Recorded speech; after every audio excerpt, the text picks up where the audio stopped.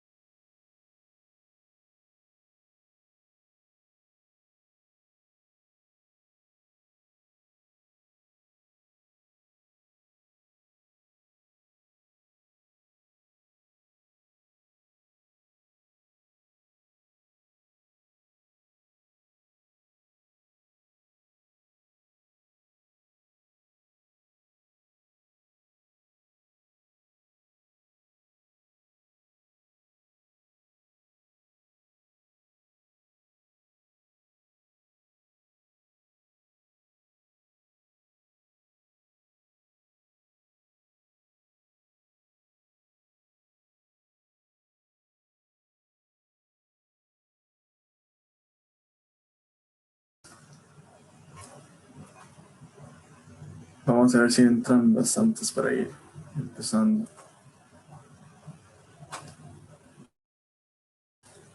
Ya esta es la última clase de teoría.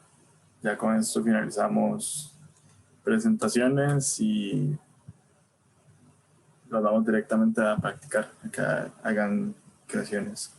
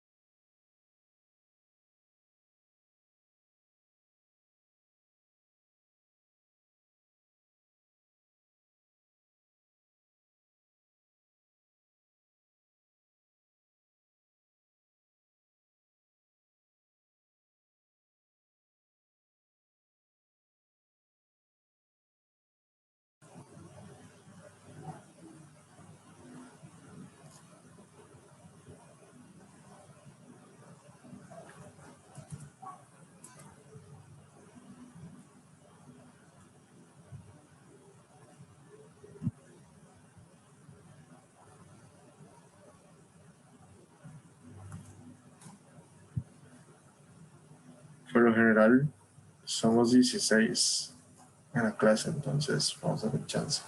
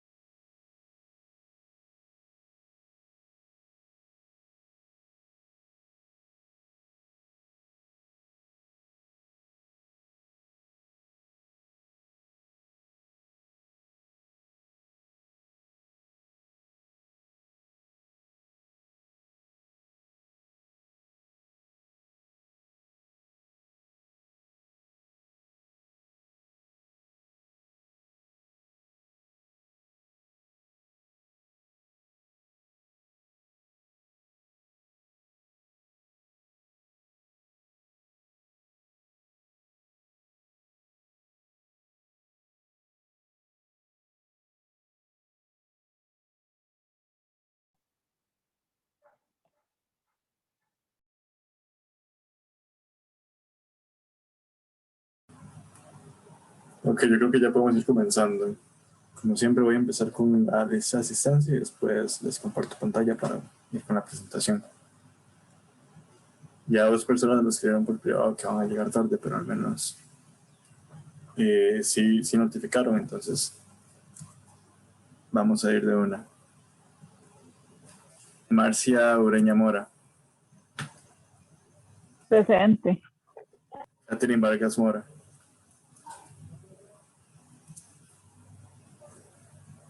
Efren Castillo. Alexander Umaña Mora.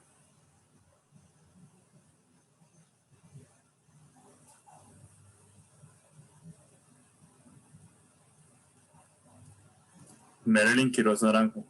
Alexander está acá, pero no, creo que tiene problemas con el micrófono. Marilyn Quiroz no está. Derek Baltodano.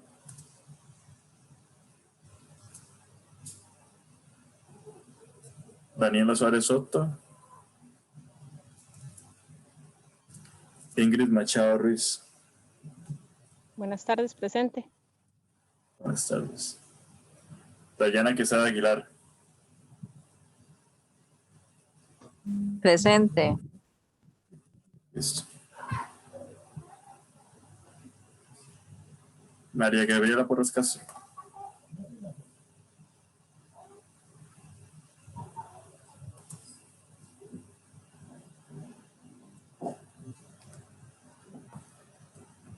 María Elena Espinosa Mora.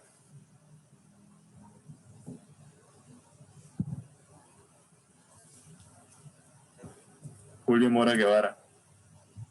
Creo que Julio me escribió, pero ya me dijo que iba a llegar tarde. Esteban Barrantes. Aquí estoy, profe. Gracias. Loren Aguirre.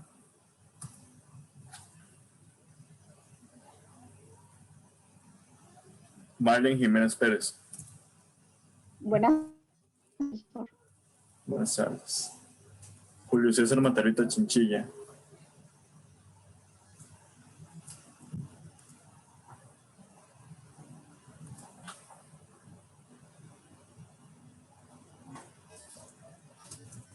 Ok, ya leí el mensaje de Alexander. Todo bien. Naomi Pérez Solano. Presente. Gracias. Ok. Voy a compartirles pantalla y comenzamos la teoría. Me avisan porfa cuando ya lo están viendo. Listo. Ok. Ya para finalizar la teoría, nosotros nos basamos estuvimos analizando como lo que se consideran los pilares del diseño gráfico, que empezamos con el color. Bueno, en realidad empezamos con la fotografía de producto, que era de cómo hacer fotografías. Luego pasamos a la teoría del color, que era básicamente aprender sobre el ciclo cromático, hacer combinaciones y fórmulas con los colores. Luego lo último que vimos fue la tipografía y cómo utilizar la tipografía, en qué casos y qué tipos había. Y ahorita vamos a finalizar la parte de teoría con la composición en la imagen. Considero yo que es el tema más pesado y más tedioso, porque al menos los otros de color y tipografía eran muy visuales, eran cosas que uno notaba fácilmente. Pero la composición en sí tiene cierto nivel un poco más alto y hay que hacer un poco el esfuerzo de intentar comprenderlo, porque a veces puede llegar a ser muy abstracto. Entonces hay que poner mucha atención.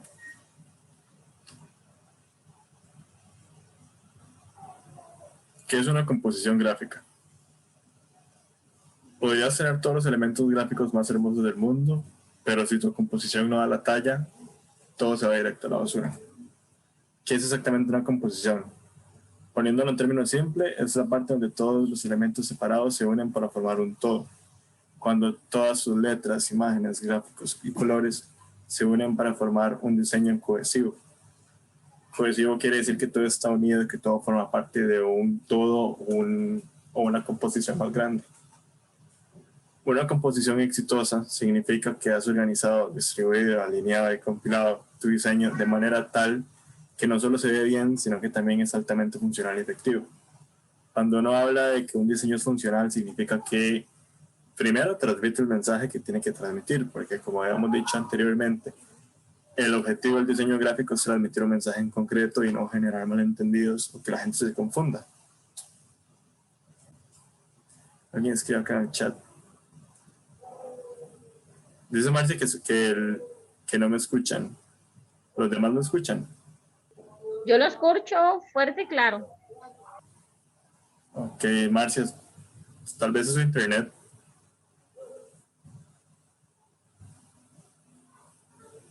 Tal vez si conecta. Ok. Como les estaba diciendo, el tema del que el diseño sea funcional y efectivo es que cumple con su objetivo principal. Hay que tener claro que el diseño no solo abarca el área digital de las pantallas en computadoras y en celulares, sino que también hay gente que lo extrapola y lo pone en ámbitos de carteles o fichas de impresión. Entonces, cuando un diseño es funcional, también aplican en esas cuestiones. Si yo implico el diseño, si yo lo imprimo y el diseño se mantuvo, porque a veces que uno imprime los colores se cambian o que el tamaño cambia o que tal vez en el celular se ve bien, pero impreso no se lee nada. Ahí es cuando el diseño no es funcional. Con respecto a lo primero que hay que tener claro en la composición, es que vamos a hablar de tanto 2 dimensiones como 3 dimensiones. Cuando se hablan de 2 dimensiones se habla del alto y ancho. Cuando se habla en 3 dimensiones se aplica también la profundidad. Cuando nosotros hacíamos un elemento que estuviera encima de otro, ¿se acuerdan con la herramienta de posición que uno en la herramienta de posición agarraba un objeto y le ponía atrás o adelante? Eso es jugar con la profundidad, con la tridimensionalidad, por así decirlo, que Canva permite. La forma es todo lo que podemos ver. Posee contornos, tamaño, color y textura. La forma se diferencia de un fondo. Indica su posición en el espacio que ocupa y señala una dirección.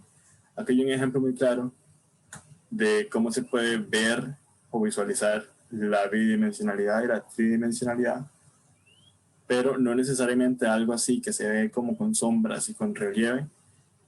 Eso obviamente es un modelo 3D, pero no necesariamente tiene que ser un modelo 3D. Era lo que les estaba diciendo ahorita, de que si ustedes ponen algo encima de otra cosa, por ejemplo, esta flor acá, estos trazos de una flor, la silueta, que está encima de esta mancha, aquí ya hay un efecto de profundidad, porque eso nos da a entender que la mancha está atrás o que la flor está encima.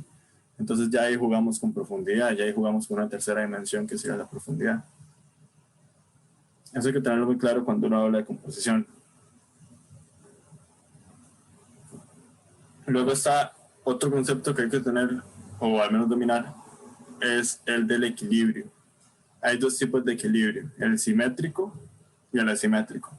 En algunos libros de diseño y en algunas clases de teoría de diseño van a ver otros tipos de equilibrio, pero esos son los más comunes y en realidad son los más básicos.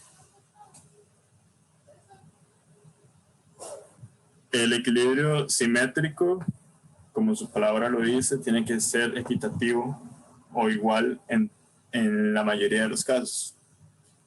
Por ejemplo, acá es así, esta composición de formas y tiene una línea puntuada en medio. Entonces, los pesos son iguales en ambas direcciones. Si trazamos un eje simétrico, una línea imaginaria, o sea, esta línea puntuada acá roja es nuestra línea imaginaria, ambos lados del eje deben tener el mismo peso. ¿Qué quiere decir esto? Que esto puede ser un rectángulo enorme y estos pueden ser 2 cuadrados chiquitos, pero juntos hacen el mismo peso que hay acá. Entonces se habla que esto tiene un equilibrio simétrico porque estos 2 cumplen el mismo peso. Yo hablo de peso para dar a entender que su volumen o su espacio abarca lo mismo que el que está acá. Por ejemplo, esta imagen que está acá cumple lo que estamos viendo ahorita, que es el equilibrio simétrico. No necesariamente tienen que ser dos personas idénticas, el mismo tamaño, la misma vestimenta, sino que si yo trazo una línea imaginaria en medio de la imagen o de la fotografía, tengo una mujer de este lado y otra mujer de este lado. Eso cumple como equilibrio simétrico. Igualmente acá colocamos lo mismo, de que hay que trazar una línea imaginaria y ver si a ambos lados del eje, ese es nuestro eje, cumple con los dos pesos de cada lado. Dos pesos, dos figuras, dos formas. Por ejemplo, aquí hay un diseño que aplica lo mismo. Es este afiche de un festival de jazz, y si uno traza la línea imaginaria, puede darse cuenta que, aunque no exactamente son lo mismo, no son las mismas figuras o los mismos instrumentos, pero cumplen con la simetría, porque las formas son muy similares, y ahí es cuando hablamos de peso, de que las formas son muy similares y que cumplen con el cometido de llenar todo ese espacio de igual manera de un lado que de otro.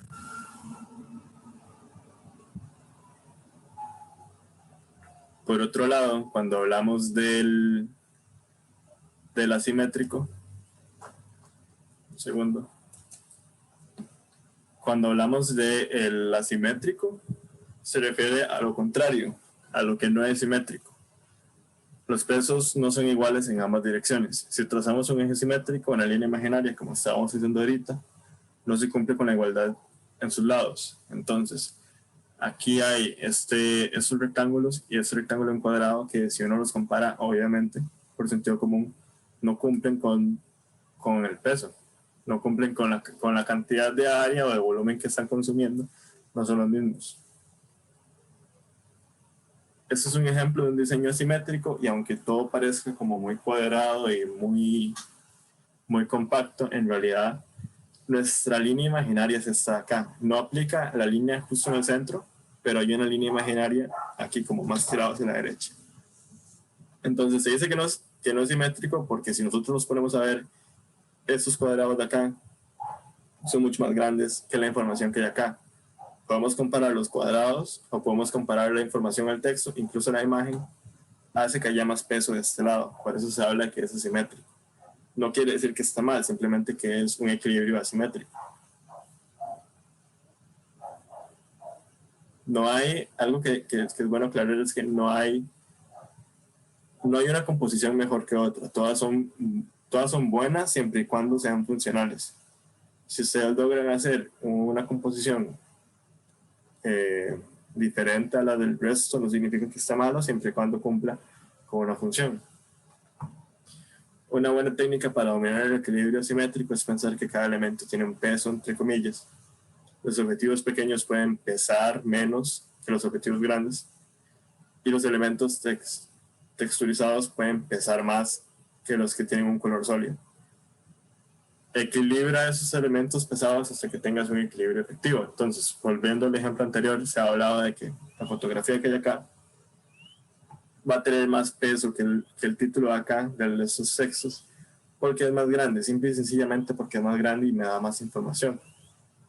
Entonces, cuando uno habla de peso, no necesariamente tiene que ser el contexto literal de peso en la vida real, sino de un peso más abstracto de cuánto abarca o qué tan grande o qué tan pesadas son las cosas.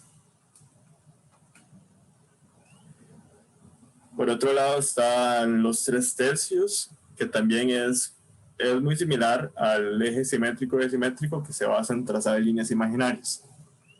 Consiste en trazar dos líneas imaginarias, tanto verticales como horizontales, que son estas de acá. Estas dos van en vertical y estas dos van en horizontal. De modo que la imagen quede segmentada en 3/3 verticales y horizontales. Estos tercios imaginarios ayudan a equilibrar y distribuir mejor los elementos. Aquí hay una falta ortográfica, eso ya luego lo corrijo.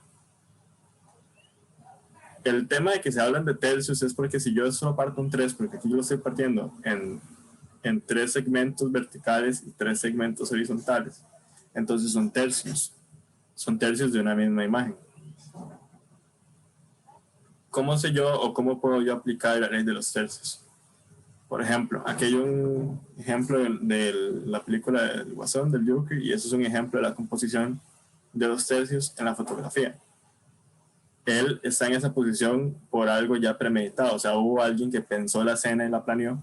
Entonces, no es casualidad que él haya estado en ese tercio, justamente en esa escena, y que, bueno, no sé si vieron la película, pero él viene caminando acá y justo se detiene aquí para hacer el baile.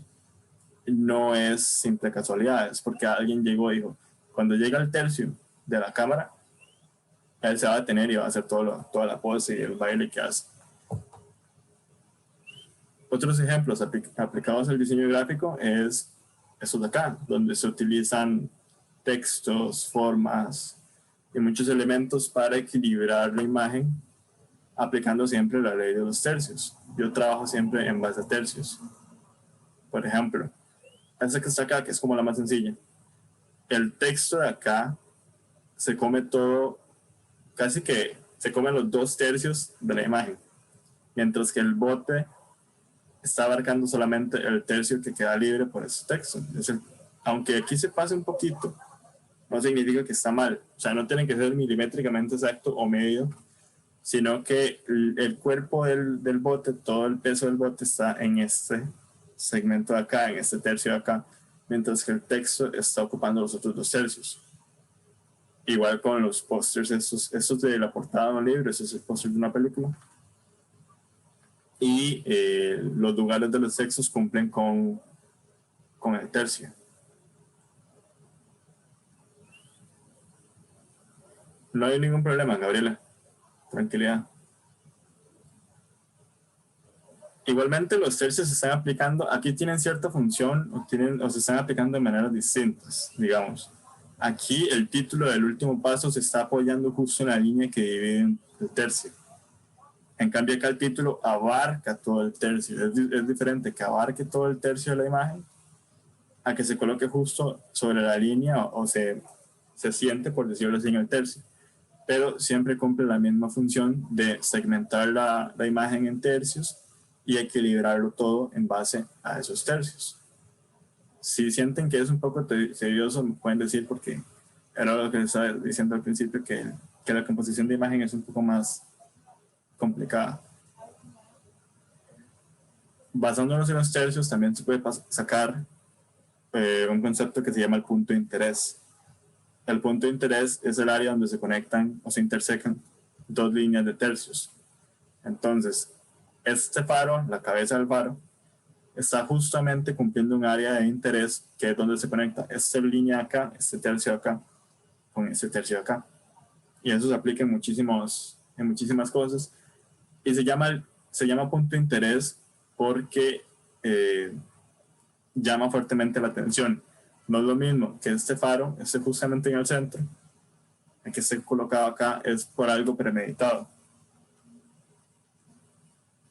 Por ejemplo, lo que acabamos de ver aplicado al diseño gráfico se vería algo así, digamos.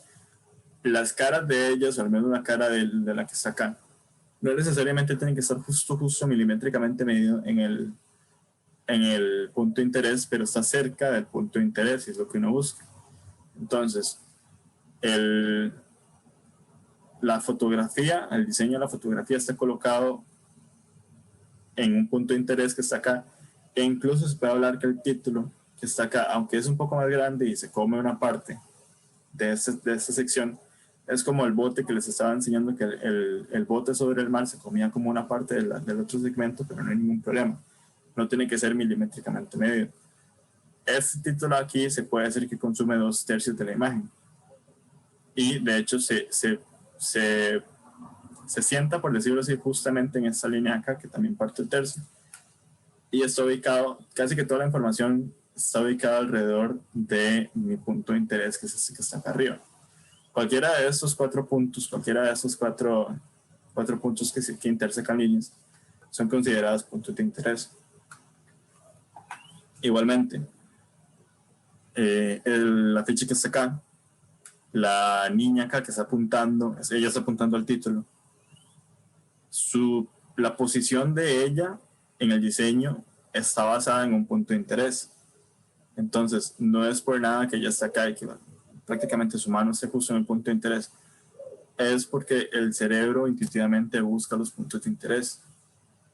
Cuando yo hago un diseño, tengo que pensar en esas líneas imaginarias. No necesariamente tengo que plasmarlas y dibujarlas, pero puedo colocarlas al menos de manera imaginada. Sí, denme un segundo, que es que hay mucho problema de internet. Igualmente yo estoy grabando la clase.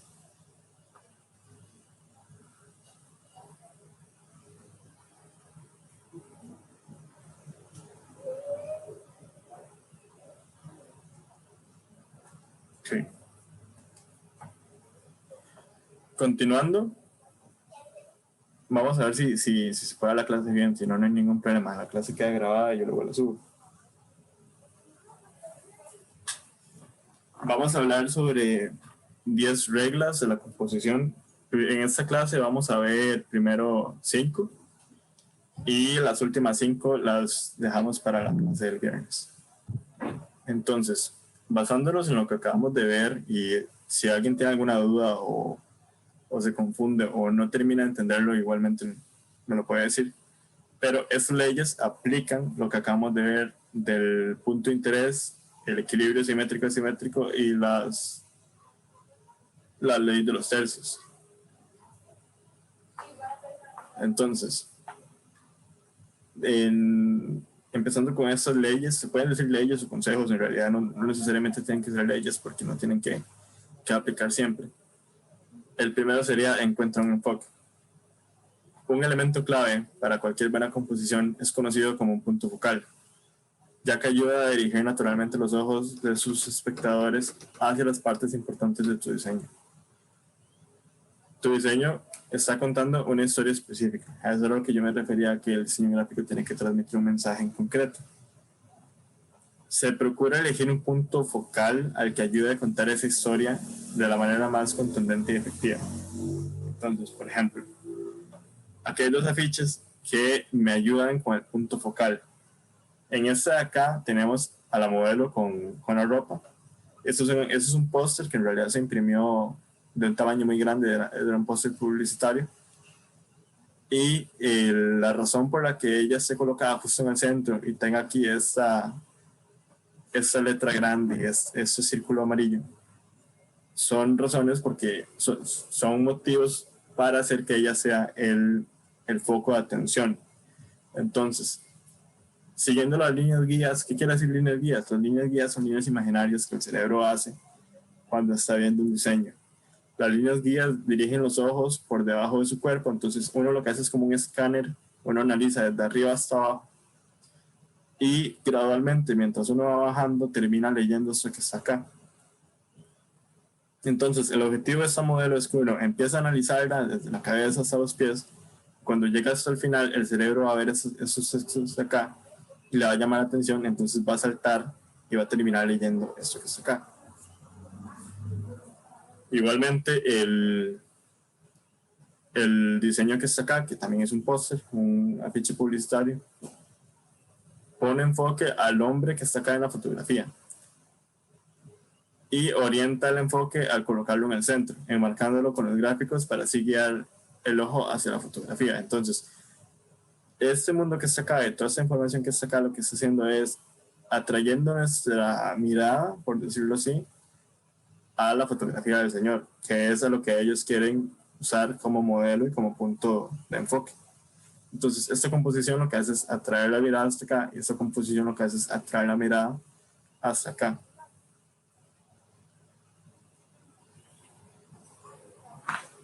También es muy importante dirigir el ojo con líneas guías. Al posicionar ciertas líneas y formas, de ciertas maneras puedes controlar el punto de vista de tu diseño. Eso quiere decir hacia dónde se mueven los ojos de los espectadores cuando ven tu diseño. Las líneas guías también pueden guiarte hacia diversos niveles o puntos de información.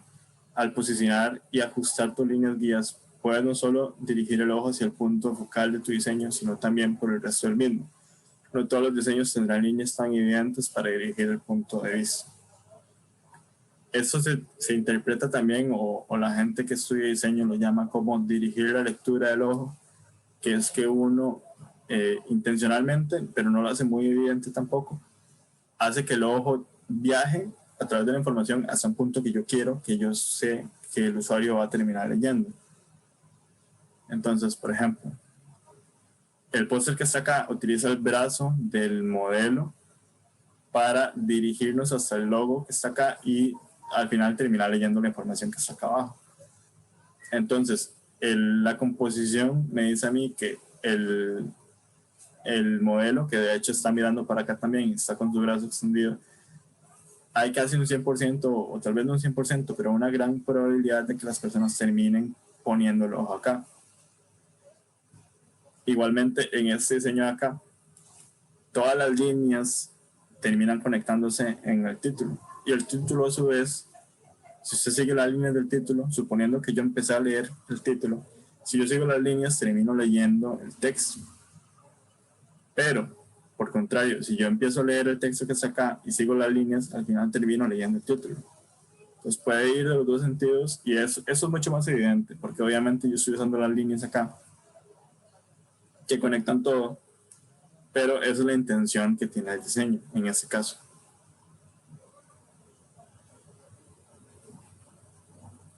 La escala y la jerarquía, eso también es muy importante. La jerarquía es la colocación y diseño de elementos en orden para señalar su importancia de manera visual. Cuando uno habla de jerarquía, quiere decir importancia.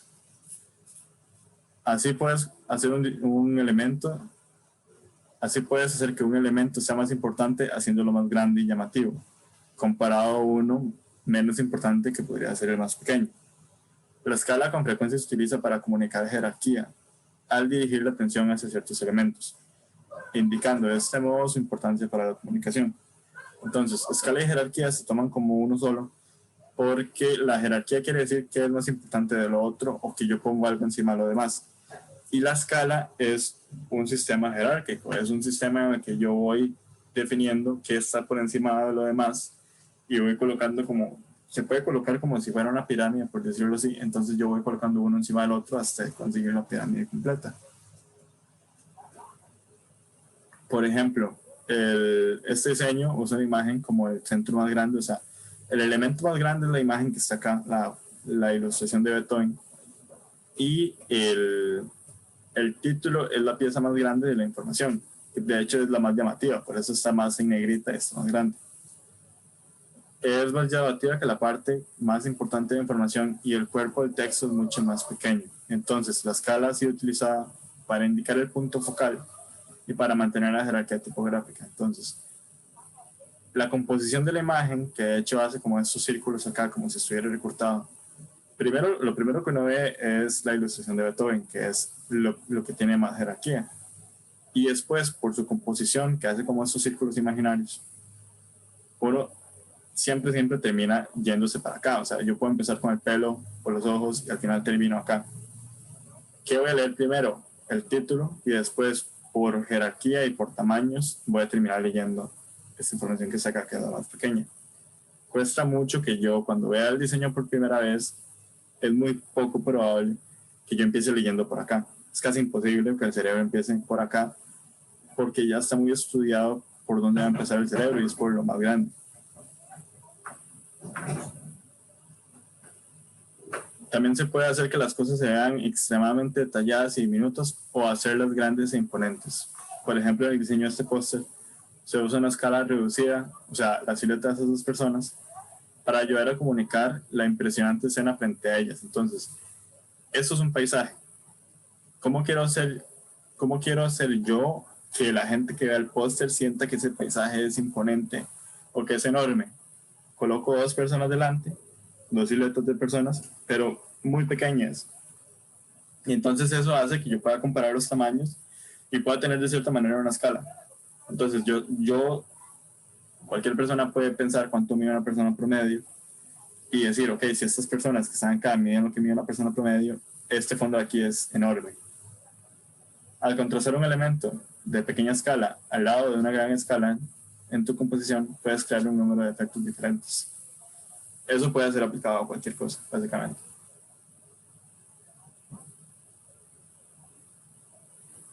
También tenemos el equilibrar los elementos. Al reflejar ciertos elementos de diseño de izquierda a la derecha o de arriba a abajo, puedes crear un fuerte sentido de equilibrio. Este diseño de invitación de boda usa una composición simétrica, que fue lo que estábamos viendo ahorita, al reflejar el posicionamiento de la letra y de los elementos gráficos. Entonces, es exactamente lo mismo. Yo puedo trazar una línea imaginaria, puede ser una línea acá vertical, o incluso puede ser una línea horizontal. No tiene que ser siempre vertical. Y si yo mido a los lados de la línea imaginaria, siempre va a haber la misma cantidad de información o la misma cantidad de textos. No necesariamente tiene que decir lo mismo, pero los textos, el peso de los textos y el tamaño de los textos son muy parecidos. Por eso se habla de equilibrar los elementos. Basándonos en este ejemplo de acá, este póster de acá, este diseño emplea el equilibrio asimétrico al dispersar y escalar elementos deliberadamente. Los 3 círculos centrales son los elementos más grandes en el diseño, pero se equilibran gracias a la letra y los gráficos de la línea fina. ¿Qué quiere decir esto? Esos 3 círculos de acá, que son enormes y que no cumplen ninguna simetría, puede hacer que la persona que lo esté viendo sienta que no hay un equilibrio. Pero los textos que están acá abajo, que de hecho sí están simétricos, son muy pequeños, pero hay que hacer de cuenta que esto es un póster. Los textos que están acá, que están muy pequeños, compensan a los círculos. Entonces, el desequilibrio que crea esto es equilibrado gracias al texto que está acá, que sí es simétrico. Entonces, es un equilibrio como mitad simétrico, mitad simétrico. Y por último tenemos el usar elementos que se complementen entre sí. Un elemento clave para una composición exitosa es tomarse el tiempo para seleccionar cuidadosamente cada elemento de tu diseño para que cada parte complemente el todo. Un error común en la composición es usar imágenes o fotografías que no se complementen entre sí. Usa fotos de la misma sesión fotográfica, que era lo que estamos viendo en la clase de fotoproducto. Esta es una forma sencilla de garantizar que tus fotografías se ven cohesivas, o sea que todas juntas combinan, ya que es probablemente que todas estuviesen bajo la misma dirección artística y estilo fotográfico. Entonces, por ejemplo, si nos imaginamos que este libro tiene fotos completamente distintas, que tal vez el fondo cambiase, o que aquí está muy premeditado que el fondo siempre va a ser blanco, o incluso se puede decir que el color de piel también está premeditado. Si las fotografías fuesen completamente distintas, si no tuvieran la misma cantidad de luz, si una foto fuese de día y otra de noche, eso hace que no hayan fotografías cohesivas y no combinan. Colorear tus fotos del mismo modo también es una manera de hacer que las fotos sean cohesivas.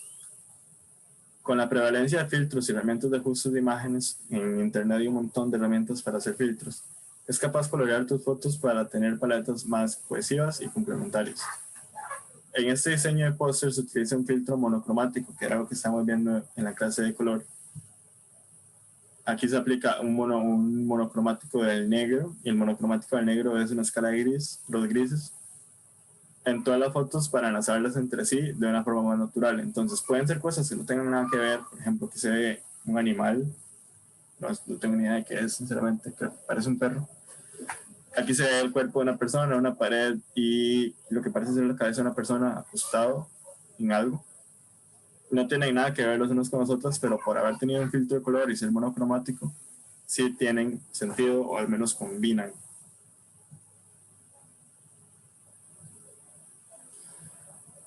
También elegir fotos que hayan sido tomadas de forma similar, intentar elegir fotos que tengan una estética o estilos similares, y este diseño ha elegido imágenes que tienen cierta similitud, con muchas texturas y tonos fríos. Entonces las fotos de acá es exactamente lo mismo que vimos ahorita.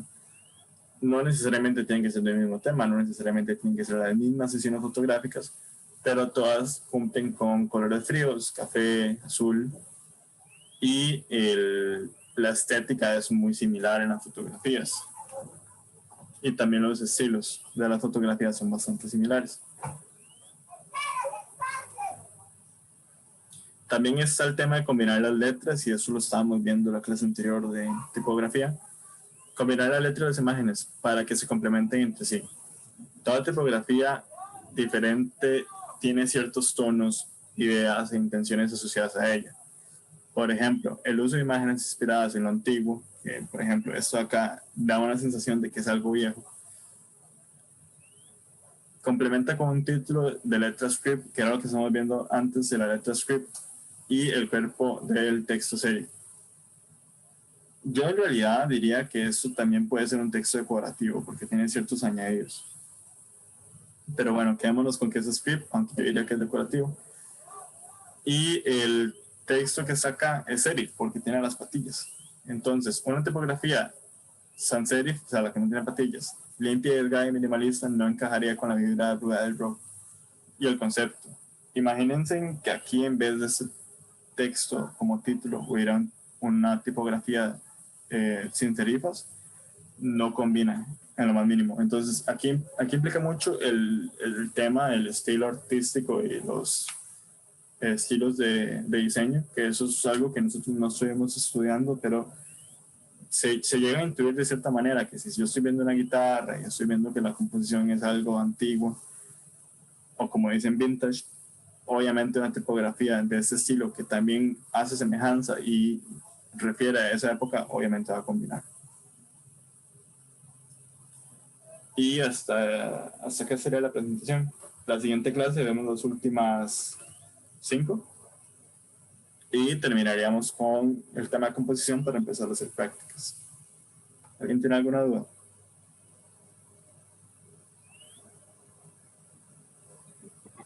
Profe, en mi caso, vieras que me crea como la duda. Veo que la mayoría de las imágenes de ejemplos que colocaste, la letra pequeñita o la letra después de la imagen más bien viene muy pequeña. No en esta se ve, pues sí, bien, pero en las anteriores sí se ve como bastante pequeña. Entonces, me crea la duda de que, porque al menos yo cuando hago algunos diseños, eh, como yo hago sublimación, me toca hacer a veces los diseños. Y yo usualmente trato de que la letra sea vistosa en el sentido que se pueda leer bien, inclusive para una persona que tal vez pues tenga problemas para que sea legible, ¿verdad?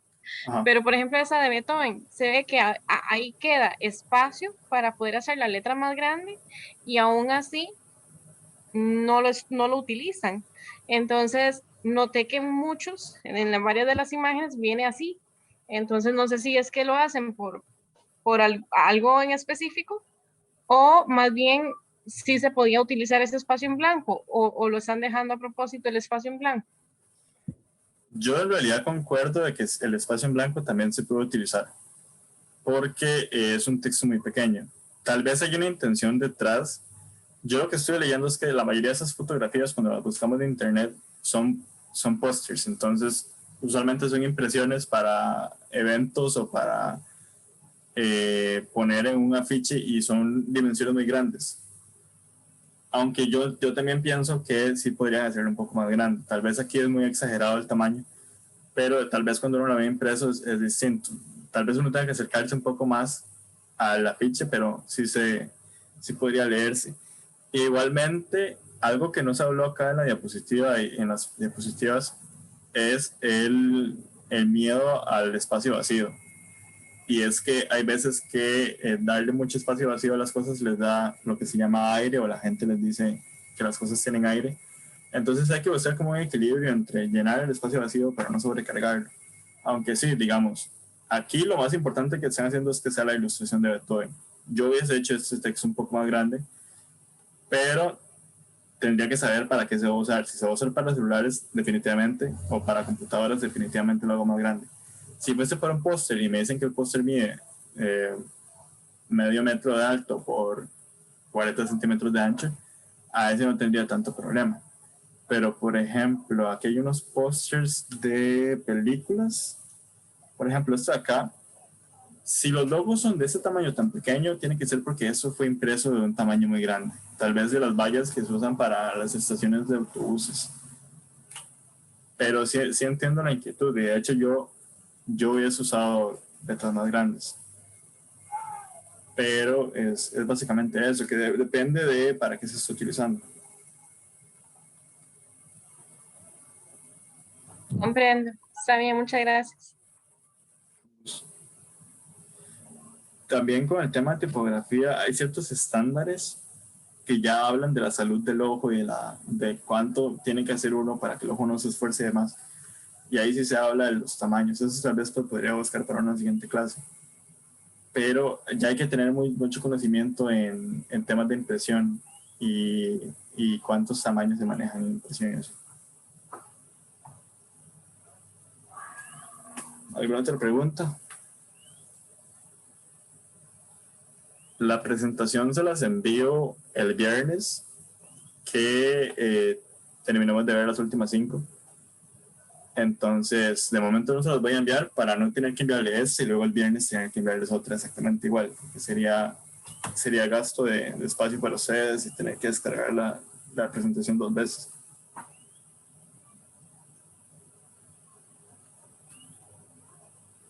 Si no hay dudas, nos podríamos retirar. No vamos a hacer práctica porque el tema es un poco pesado y Daniela y yo preferimos solamente dar teoría en vez de hacer práctica. La siguiente clase sí hay una práctica.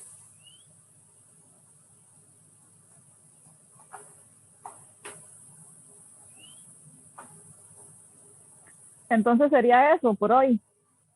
Sí. Básicamente vimos los conceptos de la composición de imagen. Listo, está bien, gracias.